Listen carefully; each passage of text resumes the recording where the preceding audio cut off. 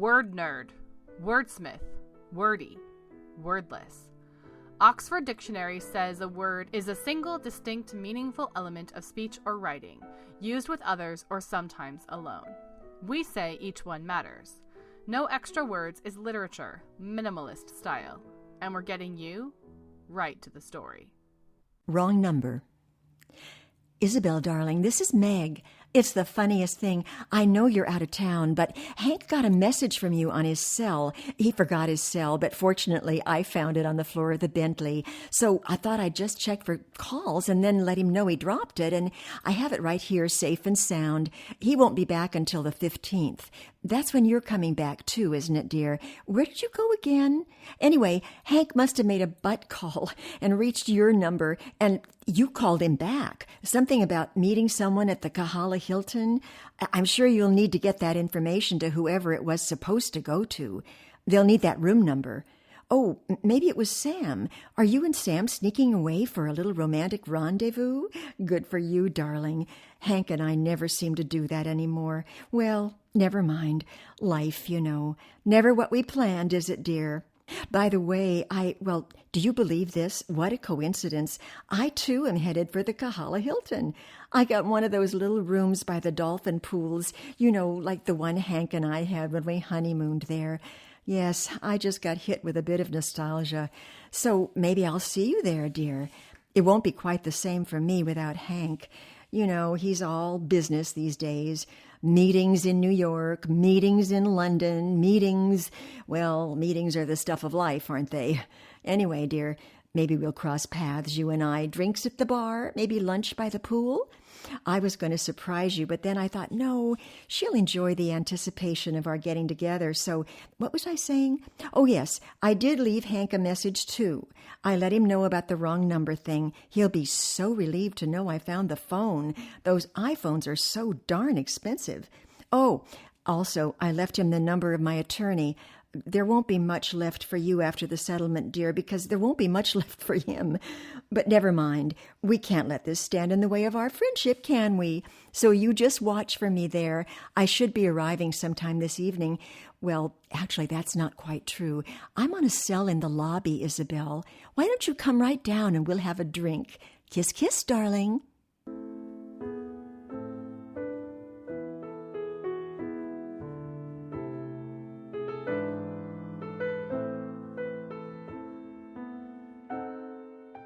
Hello there. Welcome to No Extra Words, the Flash Fiction Podcast. My name is Chris Baker-Dersch. I'm your producer and editor. We're celebrating today. It's a birthday. I feel like I should be singing happy birthday to you, which you can actually do now on podcasts. That's legal. If you're curious about copyright law there, look it up. This is fun, guys. It's not much of a party because I do record by myself, but it's fun to think about 1 year and 50 episodes of this show. I'm not sure a year ago what I was expecting this to turn into, but I'm really, really glad that we did a year of this and are going strong and are having a good time. We're a little bit of everything today. We started off with new content by someone who's contributed before. So returning contributor Sally Stevens kicked us off with Wrong Number. She's hilarious. Love her. Coming up after you listen to me talk for a minute, you're going to hear the runner-up in our listener favorites vote. We had a poll go all through the month of April, asking listeners to select their favorite stories. And we had some pretty good voter turnout, I have to say. The stories were nominated based on how popular each episode had been in terms of feedback and number of listens, and also editors' favorites. And there were votes all over the place. It was close, but there were clearly two standouts. So we're going to send them out your way as a little bit of a reprise from our past. And then we're going to close with a brand new piece of fiction by a brand new contributor, as we do week after week after week on this show. But let's walk down memory lane for a minute, shall we? May 29th, 2015, I released Moment in Time, the first episode of No Extra Words. If you haven't heard it, it's 2 stories by me, and I had no idea what I was doing, and I had no idea what this would become. But I had put together a website, put out a couple of my own stories, asked for submissions, and we were off to the races. To date, including today, we have aired 120 short stories on the show. We have also branched out of our comfort zone a bit, and we have aired 12 poems and 3 pieces of nonfiction. And William C. Blom, who is today's first-time contributor, makes a total of 111 unique contributors who have all shared work on the show. Some of our stories were solicited. I would find wonderful pieces of fiction that I wanted to bring to you. But to date, we have taken 120 pieces out of the slush pile, not including the poems that we did during Poetry Month. And those pieces either have aired on the show or are scheduled forthcoming over the next several weeks and months. So it has become a huge collaborative project. It has helped me to build wonderful friendships and relationships and connections with different contributors that I've had a chance to meet. We have grown so much.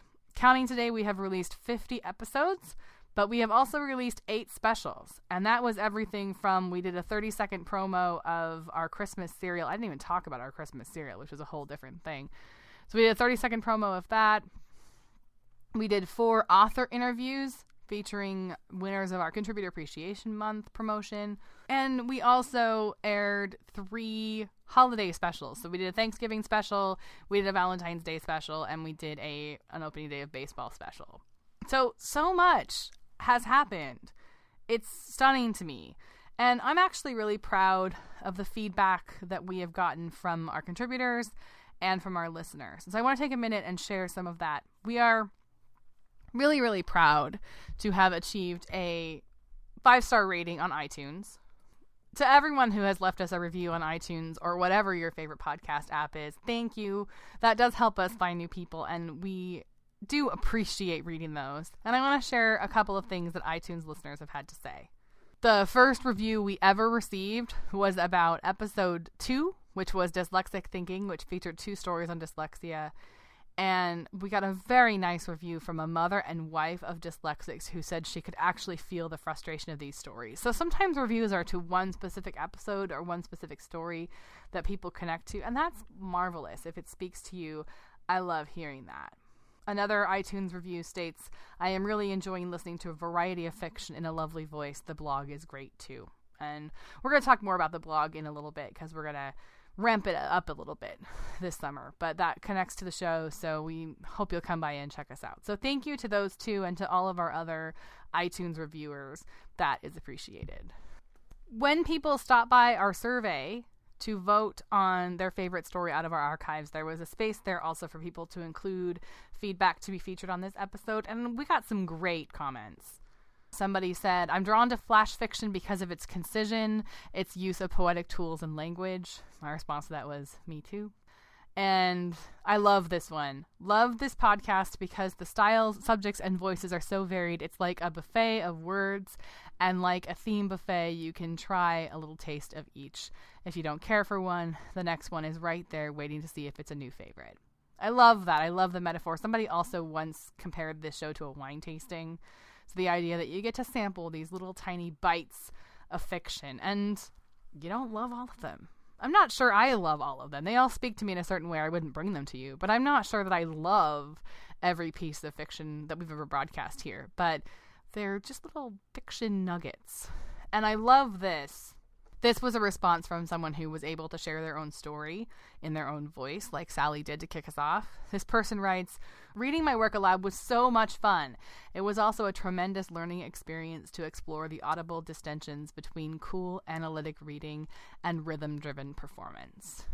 That's fantastic. I love reading the stories out loud, but my favorite episodes are always the ones where I get to bring you a story in a writer's own voice. I think that brings an extra layer to what we do here. So that's some pieces of feedback that we got from our listeners. We really appreciate hearing from you. It's nice to know that when these recordings go out into the void, there's a person on the other end who gets to hear them. And so I like getting back even your little comments and your likes on Facebook, however it is you find us. Stop by and let us know you're listening. It's nice to hear. And I've said this before, for reasons involving our teeny tiny budget, if you are a Spotify listener, I don't get stats on that. So I can see Everybody else records as a listen when you listen through iTunes or the website or Stitcher or Google Play Music. But if you are listening to me right now on Spotify, I don't have a stat for you. So just wave at me and say hi somewhere. Just, tweet at me or Facebook me or something. Let me know, hey, I heard you on Spotify. It's just nice to know that you're out there because I know people are finding us through Spotify. So that's the other thing that's grown. When we first launched out into the world, you could get the show if you clicked some random links from our website or if you were on iTunes. And since we started, we're now available on Google Play Music. We're available on Spotify. We've gotten better at being able to listen through the website. It's still not perfect, but we've gotten better links for you to listen to us at noextrawords.wordpress.com. And there are just more ways that you can find us. And some of that's in the year that we've been doing this, podcasting has changed a lot and has grown and changed and developed. So it's been fun to be part of that train as well. I keep mentioning this survey that went out in April. Sent out a survey asking listeners to pick their favorite story from our archives. And I want to just talk through quickly who was on that list. Our very first contributor ever was Tom Farr from back in June of last year. He was on the list. Taylor Eaton from last July was on the list. Lucy Mitchell, who also contributed last July. Those early contributors meant the world to me because they were taking a risk on a really untested product. And they said, sure, you can use my story. And those stories were awesome. We did an episode called Improving the Truth back in October. And Mama Said by Brett Vickers from that episode was on the list. Chipped by Tina Taco from our Thanksgiving episode was on the list. How My Parents Fell in Love by Dallas Woodburn at New Year's was on the list. The Thing That Lives Inside My Closet from January. Grow Jesus was from January. Our Kind of Town by Adam Kluger was from February. Adam Kluger's coming back on our next episode, so he'll be another repeat contributor. And Live Action Regret by Cynthia Romanowski from March. Shout out to Tina Taco, by the way, who's on that list. Today is her birthday. Happy birthday, Tina. I know you're listening. So that was the sort of master list of kind of our finalists in terms of favorite stories. But really, there are so many that didn't make the list. I have pages and pages of notes about which stories were getting the most downloads and things I had to cut. So of that top 10, as I said before, there were 2 clear finalists, and I am now going to get you to the first of those finalists. Our number 2 runner-up favorite story from our archives coming your way right now.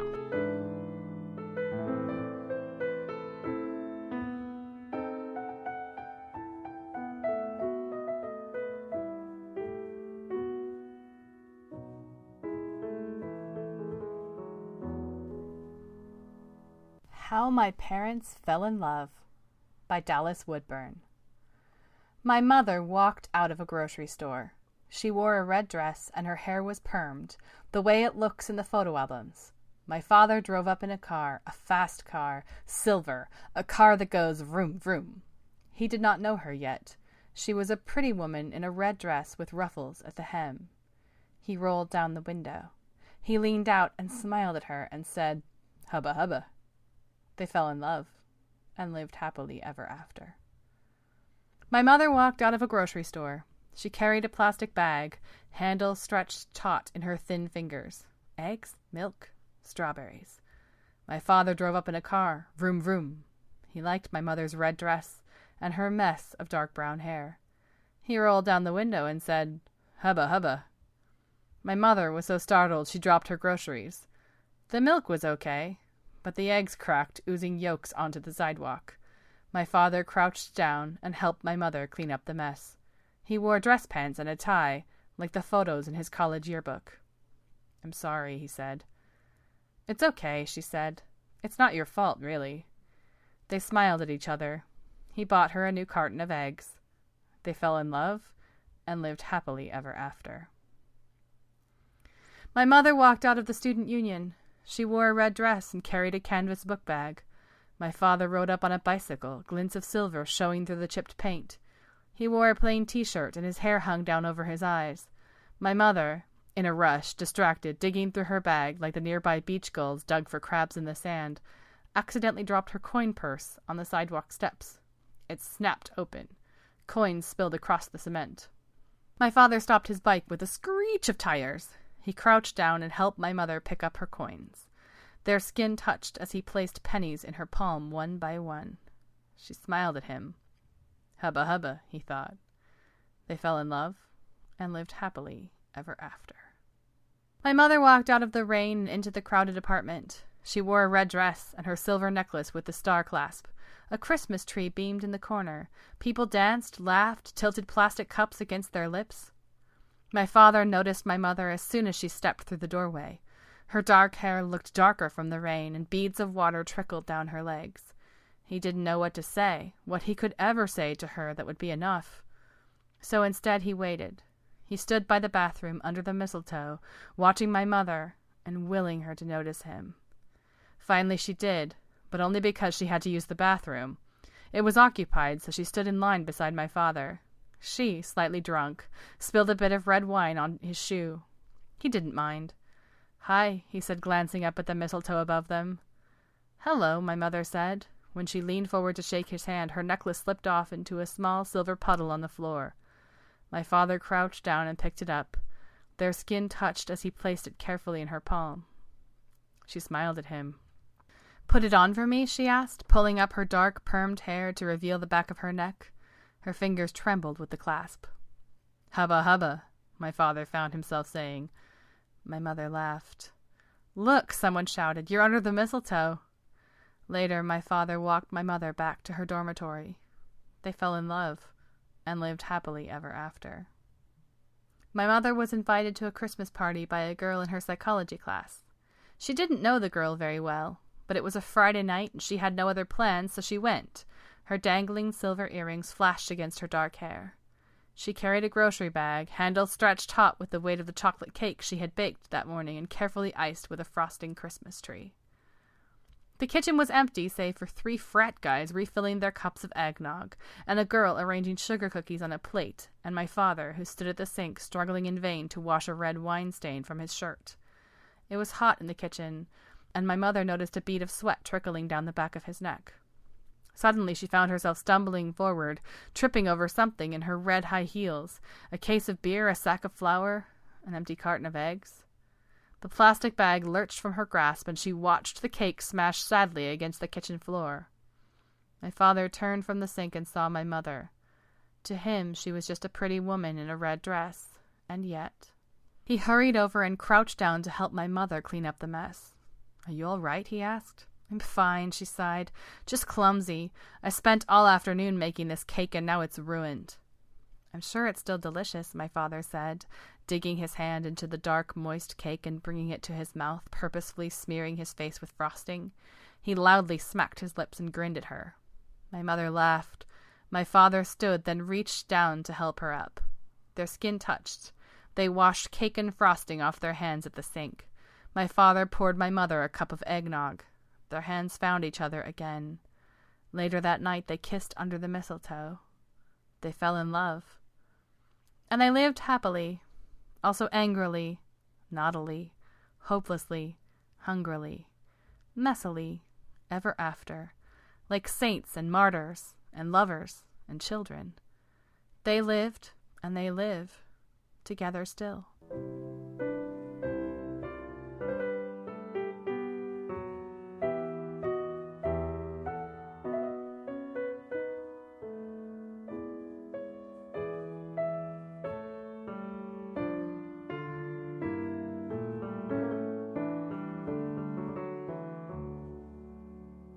Hey there, guys. It's Chris again.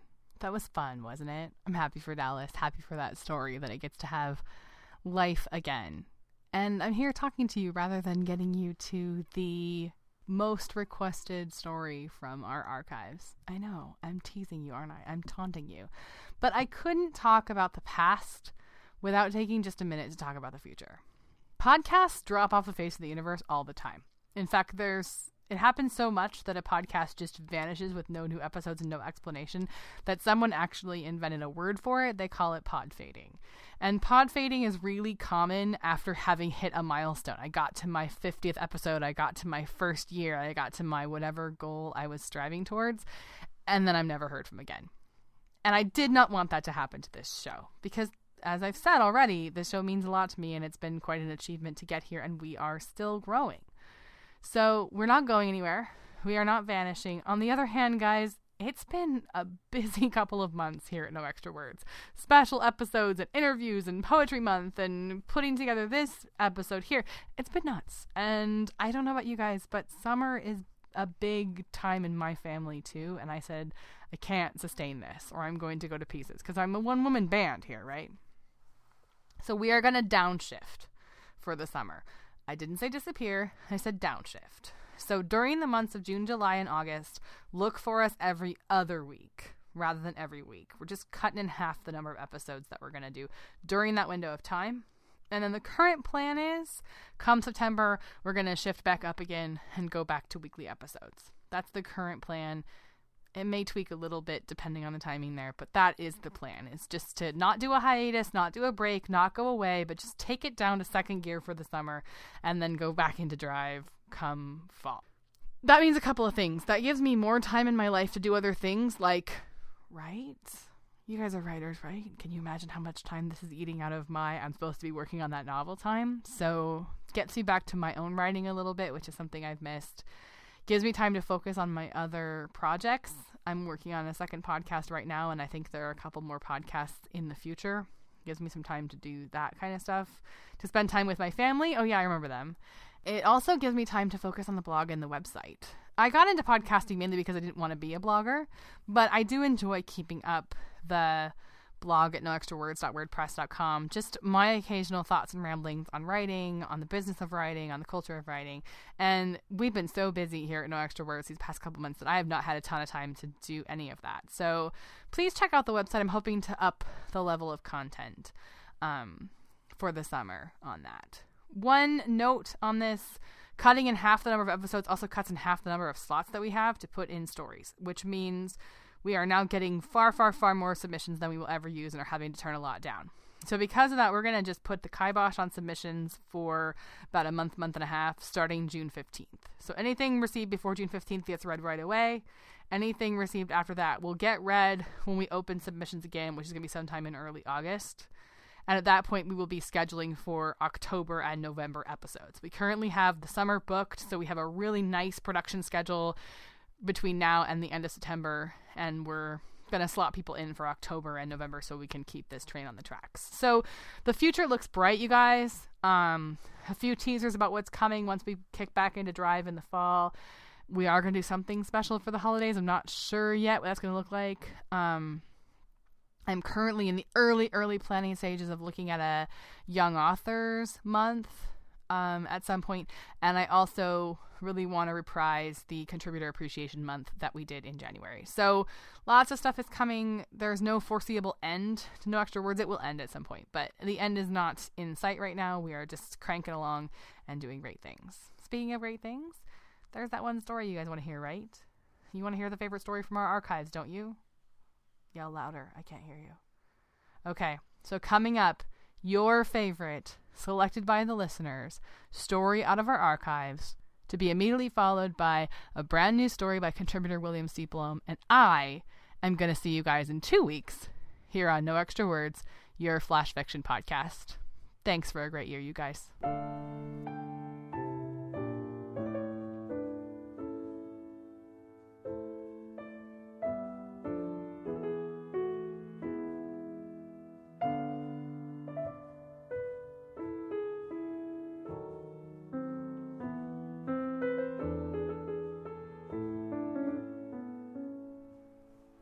Grow Jesus.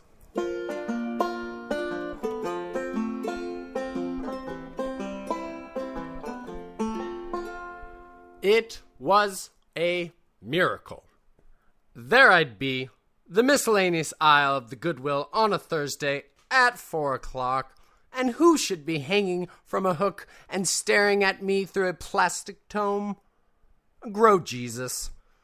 How would nobody nab this? You don't even have to buy it. You can just put it in your pocket. I guess Providence isn't just the capital of Rhode Island. The back of the packaging stated emphatically that this was an adult novelty and not intended for children, as the second label affirmed that Jesus for the children. Instant choking hazard.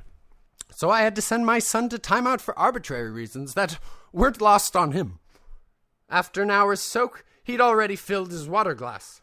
I moved him to the vase, but his solemn eyes soon peered at me through my bouquet of irises in a creepy way. My son peeked his head from timeout, chewing on a figurine of Krishna. "Can I come out?" "Read the packaging. No kids! You don't have to stay in timeout, but you can't stay here."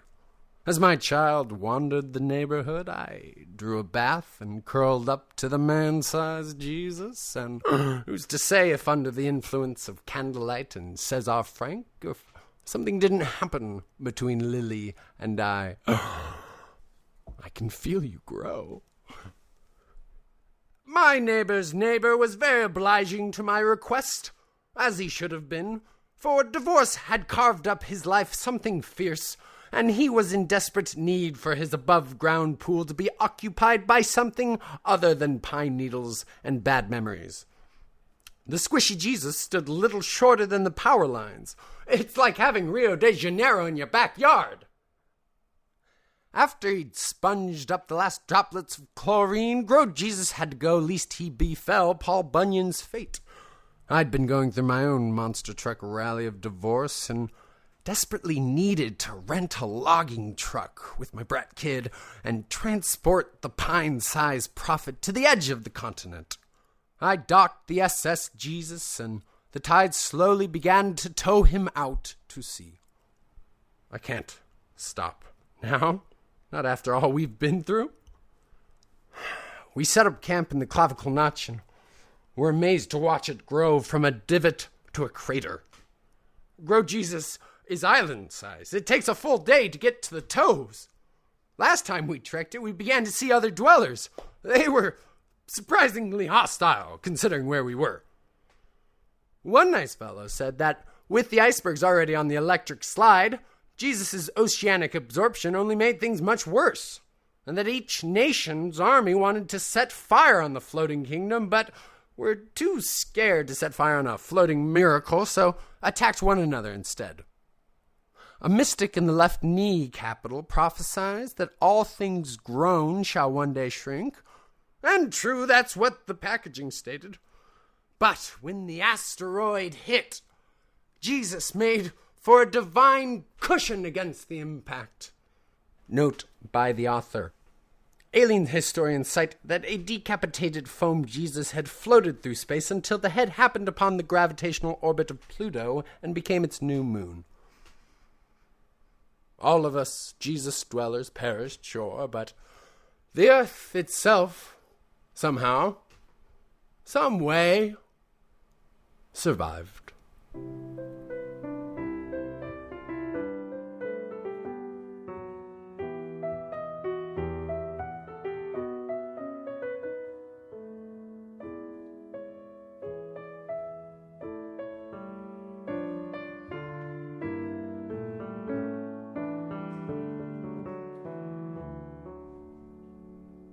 Contrast by William C. Blome. Andrew had insisted in that thoroughly brutal voice of his that we were not to wear head covering of any kind when we entered the large grove of hickory trees. Unfortunately for us, it was the time of year when pale green hickory nuts were dropping, and often from significant heights, and they could hurt like the devil if they merely grazed your arm, much less bounced off your head. Less than halfway into the grove, accompanied by the sporadic sound of falling things and our occasional yelps of pain, we realized a sense of danger that wasn't going to lessen. Moreover, we weren't finding any cutlery, though neither you nor I were relenting in the least from looking hard all over the ground for cutlasses, sabers, cleavers, and dirks. We had, after all, promised Andrew not to leave a stone unturned, so to speak, in our hunt for bladed steel. It helped my own search for me to imagine how much more difficult this all would be in another month or two, with the earth covered first in fallen leaves and then in early snow. Your discovery of a set of 3 porcelain candlesticks was really unexpected. Mud-encrusted and protruding from gravel and dirt, they nevertheless turned out to be in excellent condition, without any cracks or chips whatsoever. Their gaudy red hue hadn't faded or become uneven anywhere. You and I now grew happy because we weren't going to have to return to Andrew completely empty-handed. However, I suspect our sudden joy badly muted the voice of caution which should have been warning us to be extra careful carrying the unearthed candlesticks back through an atmosphere of falling nuts. We clean forgot about covering and protecting our find, and within 10 minutes of your carrying them through the grove, one of the candlesticks was hit by a hickory nut and broken too. We immediately fell to arguing over just what to tell Andrew. Your point of view, to dispose of the damaged item entirely and simply give Andrew 2 candlesticks, in time prevailed, and so I threw the broken pieces back into the grove. But as so often occurs with Andrew, he was of no mind to substitute one thing for another. In his anger over our failure to find any cutlery whatsoever, he hurled and smashed the 2 candlesticks against the brick steps outside his front door, just after we'd entered the house and presented our booty. Andrew then suggested we get the hell out, as he himself left the living room in a huff. I doubt you or I will soon forget our prolonged immobility and ceaseless staring through the open doorway and down the steps, and our gradual gaining recognition of all the contrast being brought to life by shards of red bright porcelain resting on squares of dull red brick. Thanks for listening to the No Extra Words podcast. For more information on today's stories and contributors, or to learn how to submit your own work, please visit us at noextrawords.wordpress.com. The best support you can give the show is to recommend us to your family and friends. See you next time.